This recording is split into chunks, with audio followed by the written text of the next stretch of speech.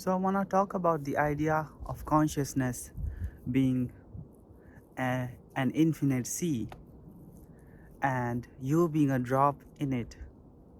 But since a drop in the ocean is also the ocean, but the drop is not aware of the entire ocean. And I got this idea by observing my night dreams or nightmares or whatever you want to call it. Because in my dreams at night, I do not see things that are way out of or way beyond the scope of my consciousness. The dreams usually go to the similar themes that I have accepted to be true, or similar characters usually, and similar worlds. And so they do not go out of the bounds of my consciousness. But if I expand my consciousness by watching a scary movie and I see a different kind of weird character that is very scary, like clowns, like Pennywise clown, uh, and I do not encounter clowns in day-to-day life, but let's say I watch a movie and I see a clown. There is a high chance of me having a dream, a nightmare about a clown chasing me. And so the idea is, if I expand my consciousness,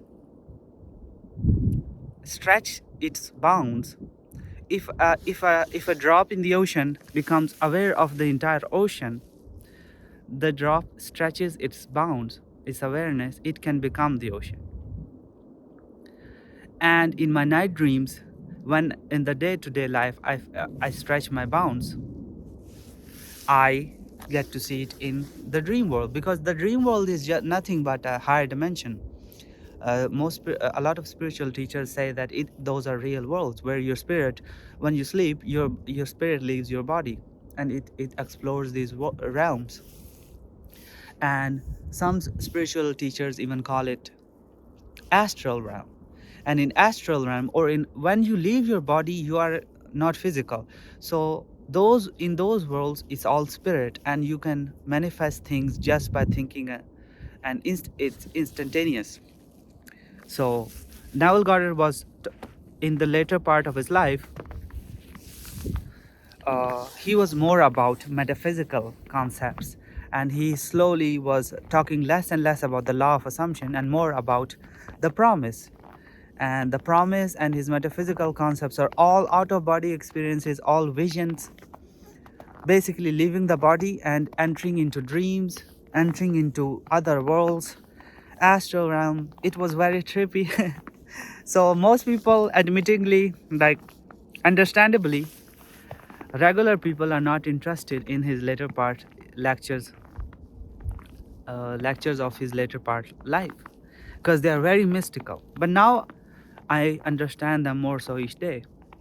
So in the astral, which is your dream world, astral world, whatever you want to call it, the higher dimension, things are instantaneous. But even in that realm, you will not encounter things that are way out of the scope or the bounds of your consciousness. So you will still see if the demons or angels, whatever will appear.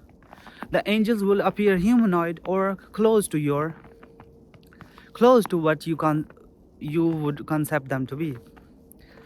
So what I'm trying to say is, in this world is the same. It's just a more denser dream of God. It's nothing different. In this world, if you don't expand your consciousness to include an idea that you want in your life, you will not experience it. There are no coincidences. And a nice little brain exercises that think of a yellow car in your brain for a while, visualize it, and when you will go out into the street, you will start noticing yellow cars everywhere. And because you have expanded your consciousness to include something that you have paid attention to specifically, and when you go out, your mind starts to notice it, and the world starts to bring you more yellow cars. So people who are trying to manifest love, if their attention and consciousness is not expanding to feel love and have love in their heart, they will not find love or a sustained love or like wholesome real love. You see, because if their consciousness is contracting, not expanding, they are contracting to just feeling whatever is already in their reality, like not having love, the absence of love. They are completely focused on that. Well, they are not expanding, and they're not putting their attention to include this different idea which is not yet present in their world. But here's the kicker, and here's the weird thing, which is very hard to understand, that you're not just some love, you're not just some abundance, you're all abundance and you're all love. Because where a little bit of God is present, all of it is present. There is no separation. So if God is everything, you contain everything within you. And I think Nikola Tesla said something very beautiful, which I relate to a lot, is that something like, we are the presence of God at the point that we are. So where you are present, God is present. At least what you are only aware of your human experience, so you're only experience a little bit of God. But you are not just that, right? You're all of it. But the more you expand, the more of the majesty of God or the majesty of this dream you experience. So that's the game, that's the play here. How much can we expand? How much can we stretch the bounds of our own mind? How much of metaphysical things can we include in our world? And the more we expand, the more we get to experience. And so you are the presence of God at the point that you are.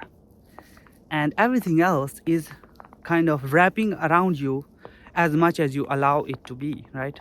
As much awareness you put on things, you get to experience those things. So a person who is absolutely soaked into poverty consciousness will not experience abundance unless they stretch the bounds of their mind and start to put their attention on abundance.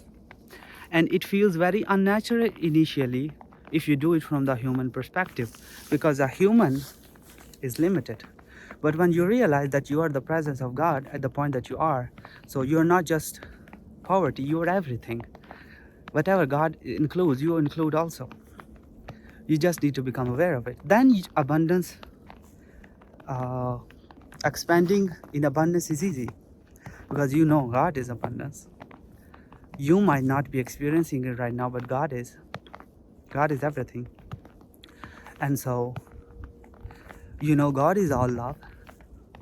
So how can you be without love? You might experience some lovelessness, but that's just an experience. If you expand enough. And what is expansion? It might sound like, whoa, what is this guy talking about? It's an assumption. Neville Goddard said it best.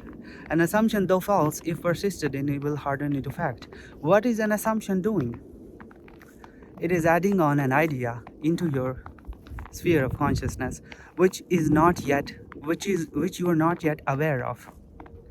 So this idea is expanding your consciousness. And with this expansion, if you stick with it, if you become aware of it more and more and more, it will come into your experience. Just like in the night dream, if you are not familiar of clowns, but you watch the movie It, and you encounter Pennywise, and he's a terrifying thing. So there is a very high chance that you will have a nightmare about Pennywise. You see, because it had such an, how would I say, it's so emotionally rile you up, like if you're really terrified of it, that your consciousness is deeply impacted. So you are aware of it. I remember when I was a small child, if we watched something scary, I would not go to the bathroom or the toilet alone, and I would ask my older sister or brother to take me. And I'm sure a lot of you can relate. So, because the impact was huge. So, what Neville Goddard teaches, you imagine your assumption and feel its reality. What is the point of that? When you really put sensory vividness into an imaginal act, it feels real to the inner man. And the impact is so profound that it permanently impacts your awareness of it. And at that moment, Neville Goddard says that then you drop it. It is done. It has to come into your reality. And when he talks about persistence, he is talking about the same thing. You keep putting your attention on this idea that is not yet in your sphere of awareness, and keep putting it, keep hammering it. Brute force is not advised. I don't advise, but it's necessary for some beginners, because we are not, none of us are master of our own thoughts, and our attention is not steady at all. But if you can persist with this new idea, eventually it becomes a it becomes a default state of your being, and you start to believe it. And the moment you do, then it has become a part of your consciousness, awareness.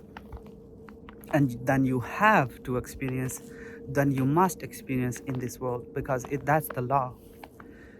Once your consciousness has expanded, it cannot go back to the way it was before. So you have this world then shows you what you have accepted to be true now, or who you are being now. And so expand your consciousness. The more things you become aware of via assumption, imagination, and affirmation, the more they will start to appear in your world.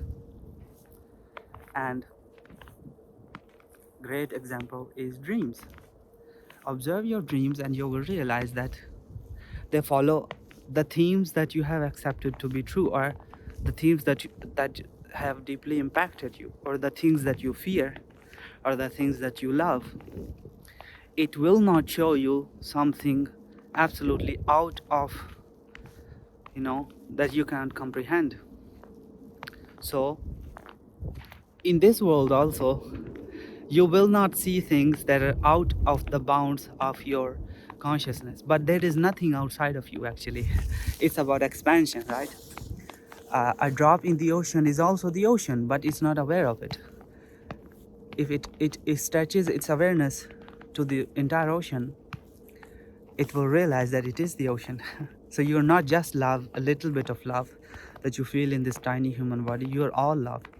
You're all abundance. You're all bliss. You're all health. You're all life, because God is all that.